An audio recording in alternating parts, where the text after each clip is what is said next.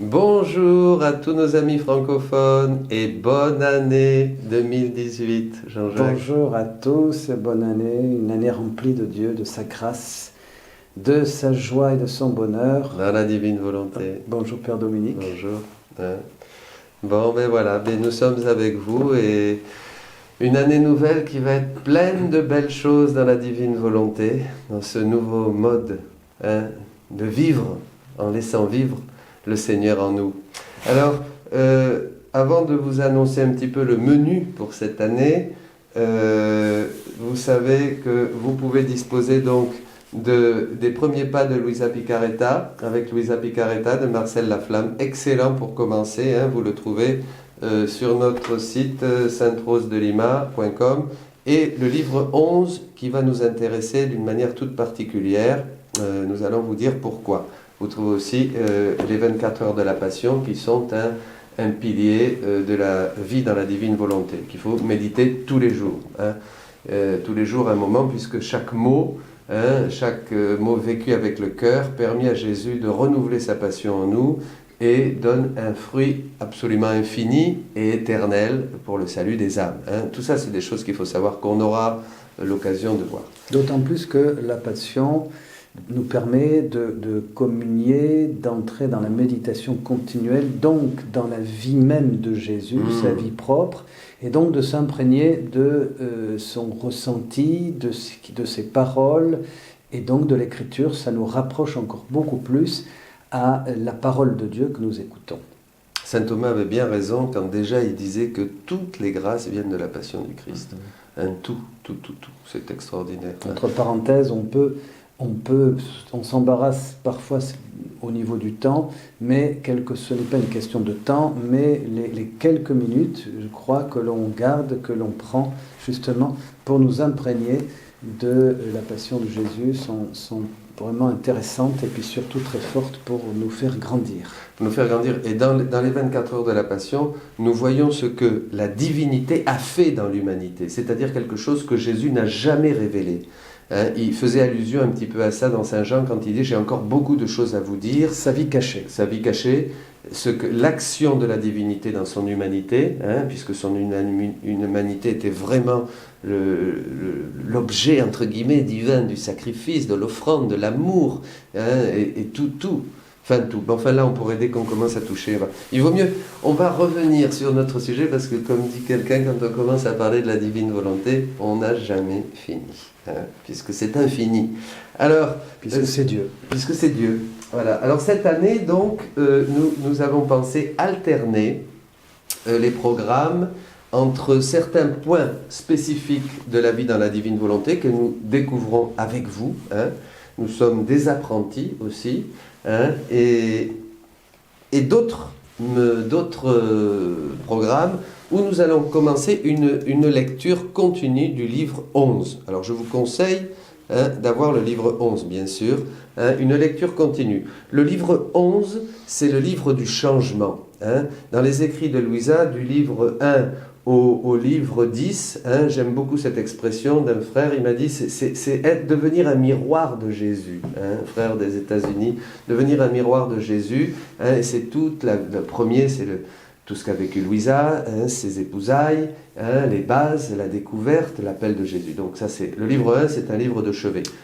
Oui, là j'allais te couper pour bien préciser que s'il y a un livre à voir, effectivement, c'est le livre 11 qu'on va méditer ensemble, mais le livre 1 donne, je dirais, les bases, les piliers vraiment de la vie spirituelle, la vie chrétienne.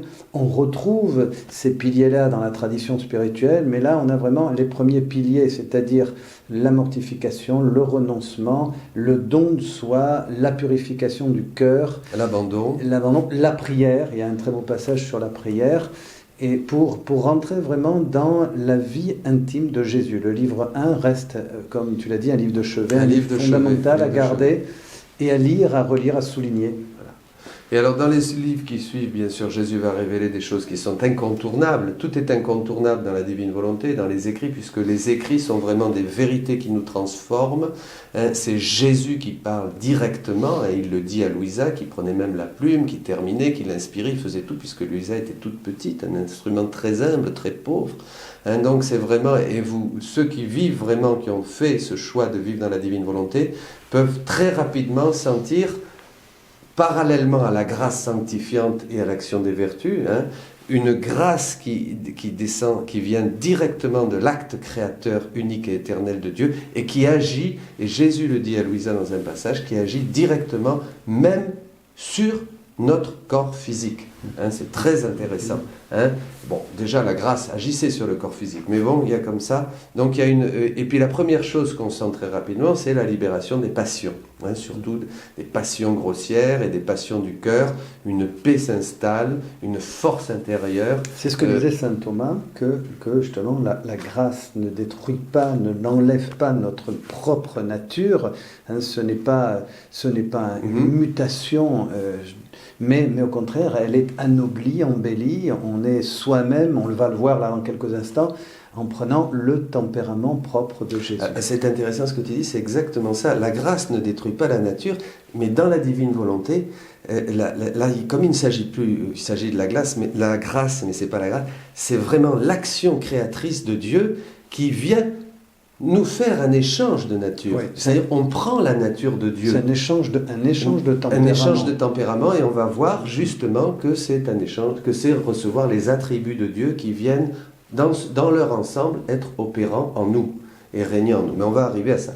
Alors, on va commencer donc, aujourd'hui, on verra pas... Alors, le livre 11, c'est le livre du changement. C'est un livre... difficile pour ceux qui ne connaissent pas la divine volonté, mais pour ceux qui essayent, s'efforcent de la vivre, c'est vraiment le livre clé, parce qu'il va récapituler tout un tas de choses fondamentales que nous verrons jusqu'au livre 36. Et c'est le livre, donc, je vous disais, du changement, et il y a encore quelque chose que je voulais dire, c'est un livre qui nécessite que nous soyons, qui a besoin d'être médité. Souvent, on va trop vite. On lit rapidement, c'est beau, on est séduit esthétiquement, on sent que la grâce agit, à travers que l'action de Dieu, de la divine volonté vient en nous, nous propose de vivre en nous, mais on va trop vite. Donc il faut prendre le temps de méditer, parce que souvent, chaque phrase est importante. Là, je dirais, il faut lire ce livre, j'allais dire, comme on lit la parole de Dieu, c'est-à-dire toujours trois choses. Il y a une première lecture qui nous donne le sens général, une deuxième où on va, je dirais physiquement, ça veut dire qu'on va souligner un mot, une phrase, et là on rentre déjà dans quelque chose de plus profond. Et le troisième niveau, mais tout ça se fait automatiquement, le troisième niveau, c'est on mémorise, c'est-à-dire on lit la phrase passe par l'intelligence, par le cœur, et là on commence à être inspiré et à comprendre le sens des mots, le sens de la phrase, le sens que Jésus veut donner. Oui, tout à fait. Alors, on va commencer, nous n'allons pas lire tous les passages, puisqu'on va vers le livre 11, après le 12, le 13, mais là on doit être avec vous, avec le livre 11 pendant pas mal de temps, et bien sûr, certains passages seront sautés, on ira sur les passages essentiels. Voilà, donc nous allons nous retrouver maintenant... Voilà, au 18 février 1912. 18 février 1912. L'âme qui vit de la vie de Jésus peut dire que sa vie a pris fin. C'est le titre. Je me trouvais dans mon état habituel. Jésus vint et me dit : Ma fille, tout ce que tu m'offres, même un seul soupir, je le reçois comme un gage d'amour. Et je te donne en retour mes gages d'amour. Ainsi ton âme peut dire : je vis des gages que me donne mon bien-aimé. On peut juste dire qu'il ne s'agit pas d'offrir de grandes choses, vous voyez, un clignement des yeux, un soupir, marcher dans la rue, puisque c'est Dieu qui nous permet de faire tous ces mouvements, tous ces actes, même les plus simples, comme se brosser les dents, on peut tout de suite lui faire un gage d'amour et en lui disant j'unis mon amour et je te rends grâce et je t'aime. En fait, j'unis l'acte. Le gage, des fois, c'est trompeur. Oui. On peut dire gage, c'est tout de suite on imagine qu'on est sur une situation. En fait, on unit, je le fais, c'est Jésus qui le fait. Je le fais, c'est je Jésus marche, qui fait. c'est Jésus qui parle. Vous nous écoutez, je parle, c'est Jésus qui parle. Même Voilà. si même si c'est étonnant, même si c'est paradoxal de dire ça. Mais Je vis des gages que Dieu me donne. Oui, vous nous écoutez dans la divine volonté. Nous, on vous parle dans la divine volonté, puisque la divine volonté absolument règne partout. Il suffit d'en prendre conscience. Hein. Bon. Il poursuivit, ma fille bien-aimée, puisque tu vis de ma vie, on peut dire que ta vie a pris fin. Et puisque ce n'est plus toi qui vis, mais moi, tout ce qu'on peut te faire de plaisant ou de déplaisant, je le reçois comme si on me le faisait à moi-même. Hein, ben déjà, ça fait penser à Galates 2:20, hein, ce n'est plus moi qui vis, c'est le Christ qui vit en moi. Hein. C'est moi, c'est vraiment la vie de Jésus, comme tu disais. Cela se traduit par le fait que, quoi qu'on te fasse, de plaisant ou de déplaisant, tu ne ressens rien. Il y a donc quelqu'un d'autre qui ressent ce plaisir ou ce déplaisir à ta place. Et ce quelqu'un n'est autre que moi, qui vit en toi et qui t'aime beaucoup, beaucoup. Voilà. Ça me fait penser, Jean-Jacques, à un jour on disait à Saint François, vous souffrez, et Saint François il dit non, quelqu'un souffre.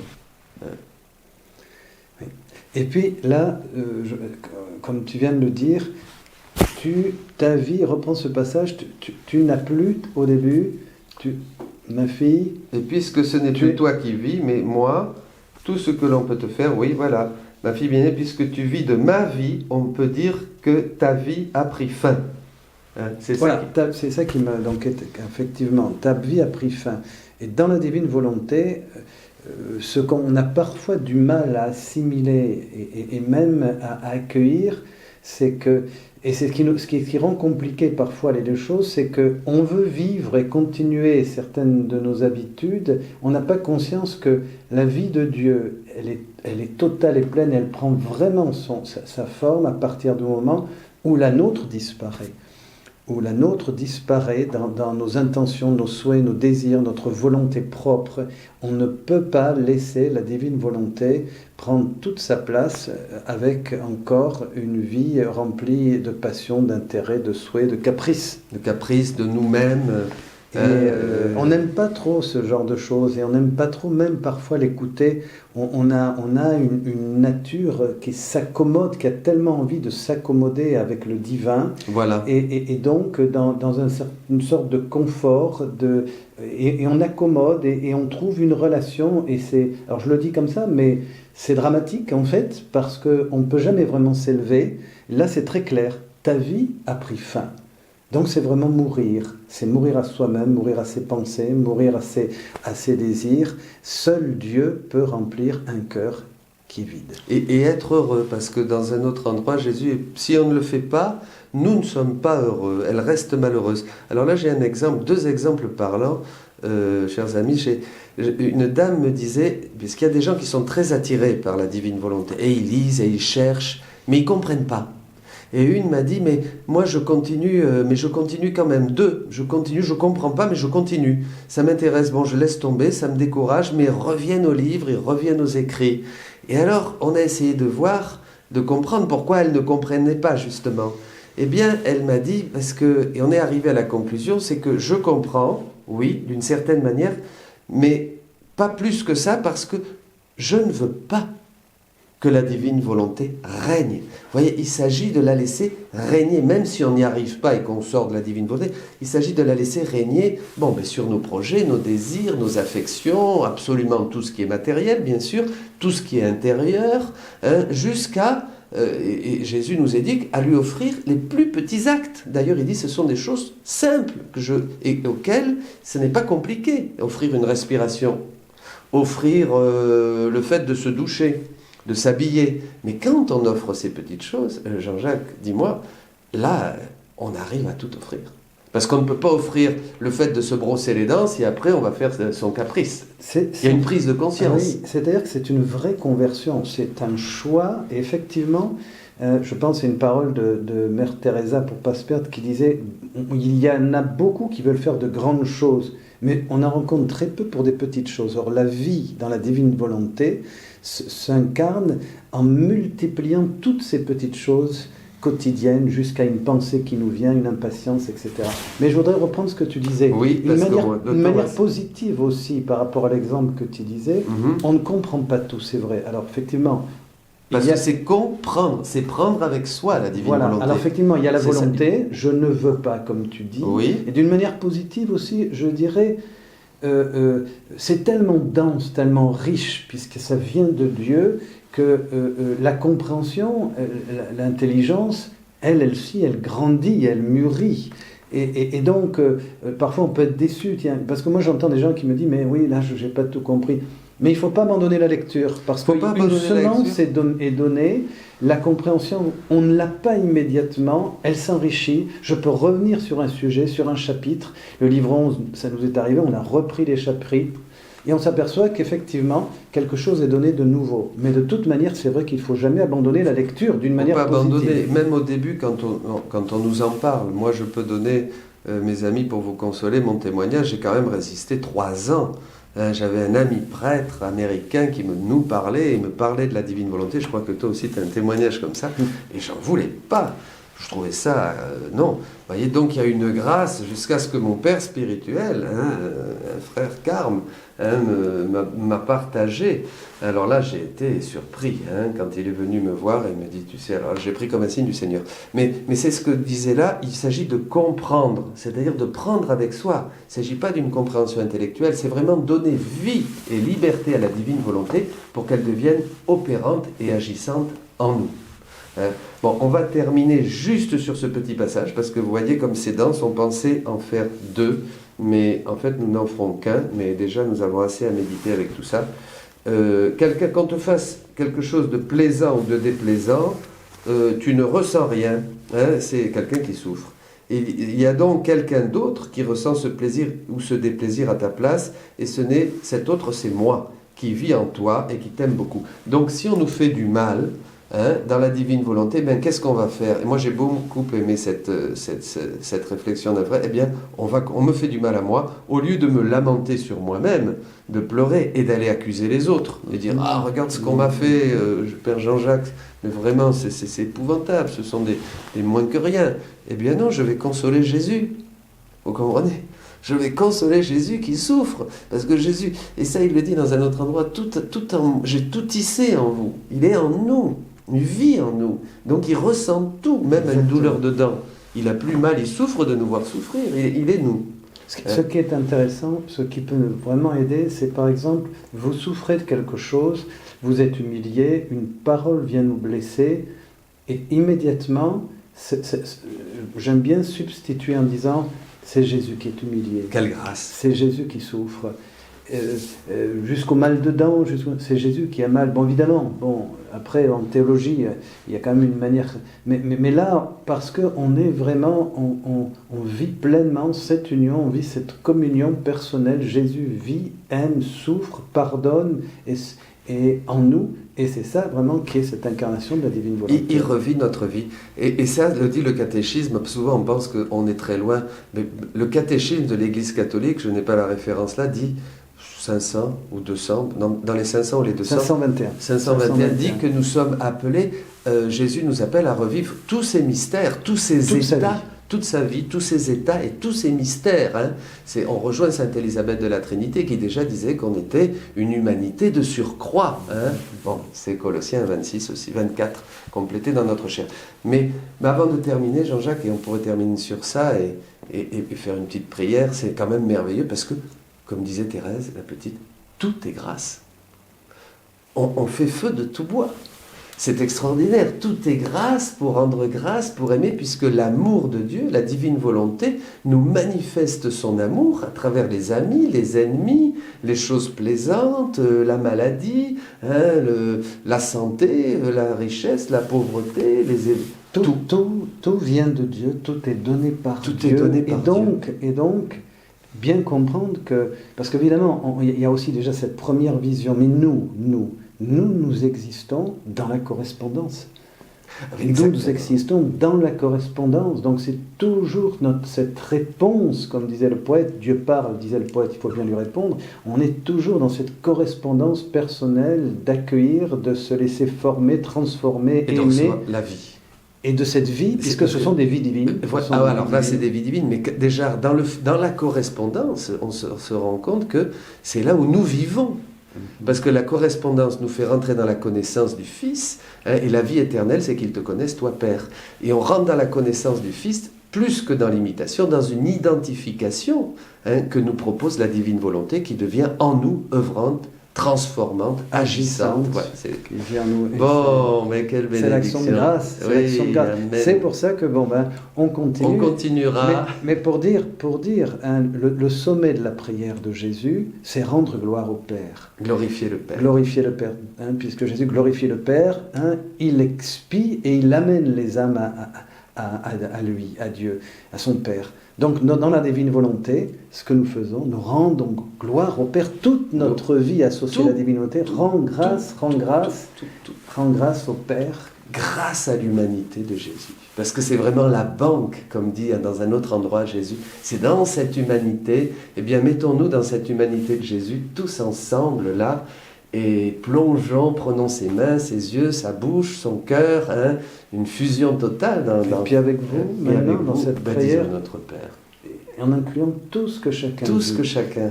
Les moments bons, heureux, les moments difficiles, les préoccupations que vous auriez, que nous pouvons avoir, quelque chose qui, dans cette prière, on veut vraiment tout présenter, tout inclure, tout vivre, unis en communion avec Jésus. En début de cette année. Et ensemble, notre Père qui es aux cieux, que ton nom soit sanctifié, que ton règne vienne, que ta volonté soit faite sur la terre comme au ciel. Donne-nous aujourd'hui notre pain de ce jour, pardonne-nous nos offenses, comme nous pardonnons aussi à ceux qui nous ont offensés. Ne nous laisse pas entrer en tentation, mais délivre-nous du mal. Car c'est à toi qu'appartiennent le règne, la puissance et la gloire pour les siècles des siècles. Amen. Que la bénédiction de Dieu soit sur nous, au nom du Père, du Fils et du Saint-Esprit.